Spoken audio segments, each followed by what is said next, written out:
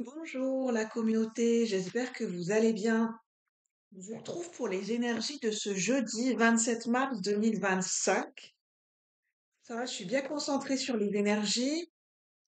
Alors ce matin, je me suis concentrée sur la date du jeudi 27 mars 2025 et j'ai été attirée par les chiffres et les nombres, encore une fois, par la numérologie, de faire correspondre les énergies des chiffres et des nombres avec le tarot et la numérologie. Et ce qui m'a interpellée, c'est que le jeudi, c'est le quatrième jour de la semaine. Et donc l'archétype pardon de l'empereur dans le tarot Rider-Waite et même dans le tarot Marseille. Et le mois de mars, c'est le 3. Le 3, c'est l'impératrice. Donc on a bien l'énergie, c'est ce qui m'a interpellée, c'est qu'on a l'énergie du masculin et du féminin qui vraiment se font miroir. Et il y a comme un jeu entre notre correspondance, j'entends, de communication, même de lettres épistolaires c'est comme si notre masculin communique avec notre féminin intérieur. Et, euh, et on me dit, vous verrez bien à quoi ça peut donner lieu dans les relations extérieures entre le masculin et le féminin. En dehors, bien sûr, on parle plus de polarité, que vous soyez un homme ou une femme, on va dire dans les relations générales, au sens général, que vous soyez hétéro, homosexuel, et communauté LGBT. Et transgenre. On me dit c'est important d'en parler pour inclure tout le monde. Et donc, ce qui m'a interpellée aussi, donc vous prenez en fonction de votre situation. Et ce qui m'a interpellée, c'est aussi le 9. Le 27, ça ramène au 9. 9, c'est l'ermite dans le tarot. Et nous avons également le 9 dans 2025. Et nous avons deux fois le 7. 27 et le 25 de 2025 qui ramène au 7. Et nous avons le 7 de 27. Et ça fait, il y a vraiment la connaissance de soi qui est la conscience, son chemin de vie, son cheminement, qui est appuyé, sa propre sagesse, ses propres expériences, ses propres connaissances, qui nous ramène à la connaissance de nous-mêmes et à notre propre conscience. Et, et nous sommes bien entourés, parce qu'on a deux fois l'énergie du neuf.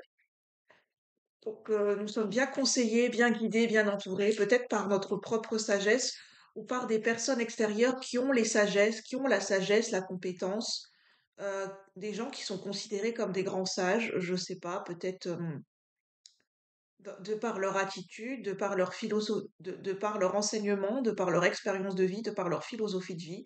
Ça peut être un grand-parent, ça peut être un père. euh,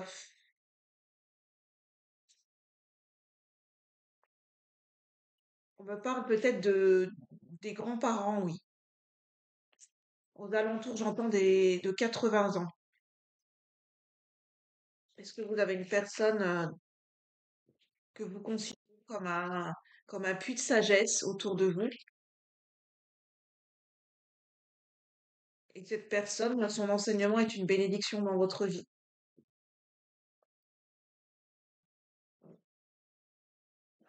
Nous avons des énergies de royauté aussi avec l'impératrice et l'empereur. De stabilité, de stabilité vraiment puissante, mais en même temps de royauté et de rayonnement. C'est le couple royal. Je ne sais pas à quel niveau ça va se jouer, ces énergies du masculin et du féminin qui correspondent et du couple royal, parce que c'est l'empereur et l'impératrice, c'est quand même des fortes figures d'autorité, euh, des, des figures archétypales qui sont très respectées, très compétentes dans leur domaine. Est-ce que c'est au niveau professionnel? Est-ce que c'est l'obtention, enfin j'aime pas dire l'obtention, mais la trouvaille d'un partenariat et d'un match parfait au niveau professionnel, euh, des, d'une correspondance, d'un partenariat où il y a vraiment un jeu de compétences. Je le ressens plus dans le domaine professionnel, les associations et les partenariats, c'est trouver son alter ego en soi-même, hein, peut-être c'est trouver son propre alter ego, trouver comme oui, son double parfait, son double spirituel, j'entends, ou à l'extérieur dans des relations manifestées. Alors, je vais voir quelles sont les autres énergies. J'entends vraiment ça, il y a un jeu de correspondance entre le masculin et le féminin, intérieur comme extérieur, et même dans les énergies, en télépathie, en énergétique, hein. Je sens pas de communication réelle et tangible et concrète, mais pourquoi pas? Ce n'est pas exclu. Des lettres épistolaires, j'entends. J'ai la référence, c'est pas tout à fait ça, c'est plus dans les correspondances et les lettres épistolaires, mais c'est pas ce genre de jeu de relation qui se met en place parce que c'est dans un côté très sombre, hein, quand même, très manipulateur. C'est Choderlos de Laclos, les liaisons dangereuses. On n'est pas sur ce côté de manipulation, hein, de vouloir jouer aux dépens des autres, un homme et une femme qui jouent aux dépens d'une autre jeune fille pour aller, comment dire, pour lui faire perdre son innocence quelque part, mais on n'est pas sur ce jeu-là, on est plutôt sur le côté épistolaire. C'est ça qu'on veut nous dire avec les liaisons dangereuses. Alors, quels sont les messages pour ce jeudi 27 mars 2025? Jeudi 27 mars 2025, avec le tarot cosmique, le Cosmic Tarot de Norbert Loch. Cosmic Tarot, au niveau collectif et général. Les énergies pour ce jeudi, la tendance générale pour ce jeudi 27 mars. Jeudi 27 mars. J'ai entendu novembre. Est-ce qu'il s'est passé quelque chose en novembre? Novembre, c'est le 11. Est-ce que vous êtes né le 11 d'un mois? Ou vous êtes du signe du scorpion ou la personne en face? Ça peut être une signification.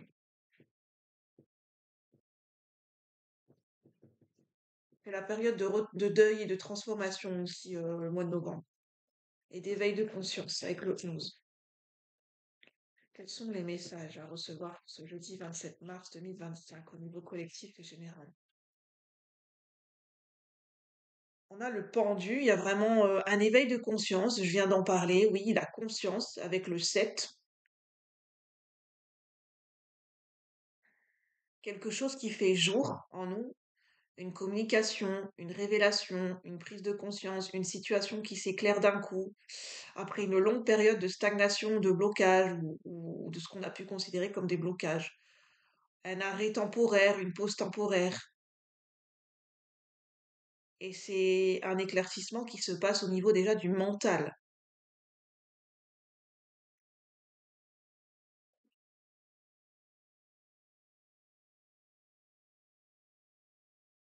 L'empereur, ça peut, enfin, oui, j'ai l'empereur. Le pendu, ça peut être des fois la notion de sacrifice, mais je ressens le fait de se sacrifier volontairement soi-même.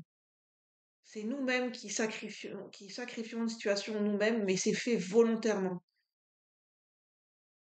Ça parlera peut-être à certaines personnes. On a l'empereur et le diable. Attention aux énergies de contrôle, de tentation, de vouloir contrôler, dominer ses émotions, soi-même ou une situation. Mais c'est plus soi-même, de vouloir se contrôler ou dominer ses émotions. Attention, peut-être pour des masculins, des patrons, des gens qui ont des postes à responsabilité, ou pères de famille. Attention à la domination.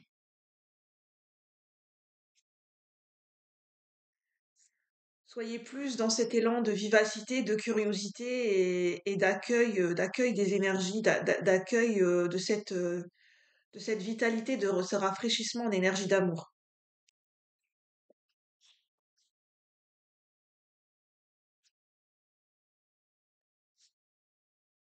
Hmm, On a deux figures féminines d'autorité qui se font face, hein. On a la reine de bâton et la reine de coupe.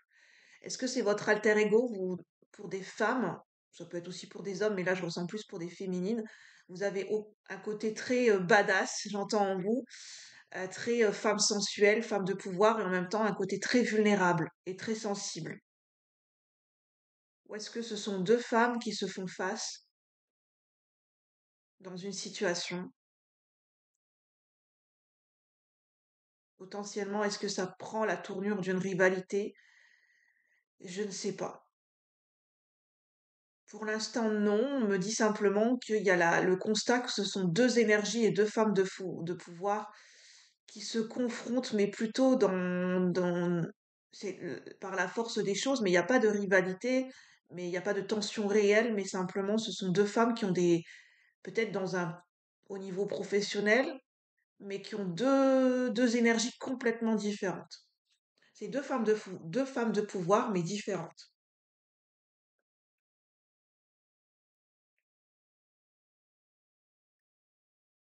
Oui, il y a le pouvoir qui ressort, hein. Il y a une question de pouvoir avec l'empereur. Je disais, faites attention à la domination. Il y a une question de pouvoir, il y a un enjeu de pouvoir dans une situation. Il y a un enjeu de pouvoir à la clé pour certaines personnes. Au niveau professionnel, c'est beaucoup au niveau professionnel, mais ça peut être au niveau personnel. Il y a un enjeu, une quête de pouvoir, une soif de maîtrise, de conquérir un territoire, de conquérir une personne, un groupe. Ouais.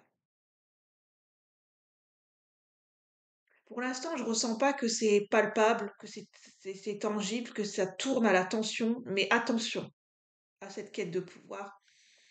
Attention. Attention à pas aller trop loin, à pas aller trop vite. C'est juste un avertissement de attention jusqu'où ça va.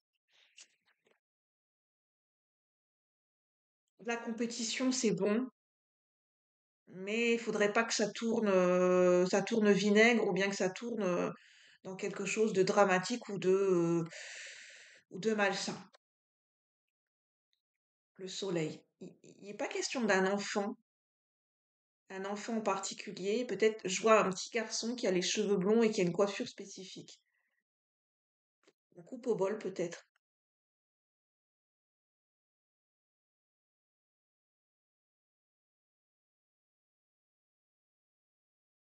C'est deux femmes qui aiment ce petit enfant.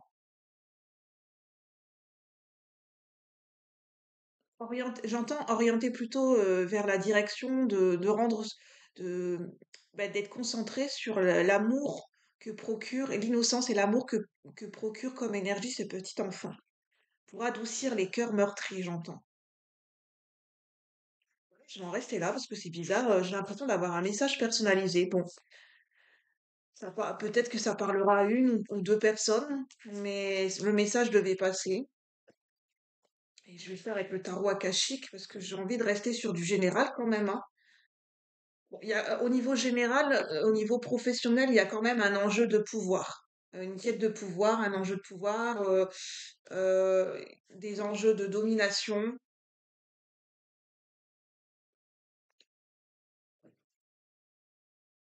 Je parlais de possibilités de match parfait, de partenariat entre le masculin et le féminin, notamment en soi ou au niveau professionnel. Quelles sont les énergies générales ce jeudi? Attention, euh, la vertu est mère de sagesse, j'entends. Et j'avais en dit, l'ermite, nous serons bien conseillés et guidés. Donc se référer à la sagesse des anciens, à la sagesse des ancêtres, ou à nos propres expériences, à notre propre sagesse. Peut-être dans une quête et dans un enjeu de pouvoir. Pour contrebalancer ces énergies trop fortes de quête de pouvoir. Alors, quelles sont les énergies pour ce jeudi 27 mars 2025? Jeudi 27 mars 2025. Les énergies générales, les messages à recevoir d'un point de vue général et collectif pour le collectif de la chaîne pour ce jeudi 27 mars 2025. Engagement. Il est question d'engagement et de contrat, hein. Je l'avais déjà reçu il y a 2 jours, ces énergies d'engagement et de contrat. Il y a un contrat ou un engagement à la clé pour certaines personnes. Donc, c'est le point focus. La guerre des roses. Il y a bien une situation qui pourrait potentiellement tourner au vinaigre ou à la tension, au conflit. Mais là, pour l'instant, il n'en est rien. Donc c'est peut-être le moment de prêter attention à ce que ça ne tourne pas au conflit. Alors, si le but est souhaité, que vous souhaitez que ça n'aille pas jusqu'au conflit ouvert, jusqu'à une guerre ouverte. J'entends guerre civile entre deux personnes d'un même camp, personnes de la même famille, personnes dans un groupe d'amis, deux personnes qui s'opposent fortement parce que c'est deux figures d'autorité, deux figures de pouvoir, des caractères très forts de part et d'autre. Il y a un enjeu, il y a attention que juste de considérer que peut-être vous pouvez travailler main dans la main, que vous êtes ces deux figures d'autorité et de pouvoir, mais simplement Oui, vous êtes de façon égale et différente. Vous avez une manière, vous êtes deux figures d'autorité, mais de manière différente, avec une énergie différente. Et on me dit, ce n'est pas un problème. En quoi ce serait un problème?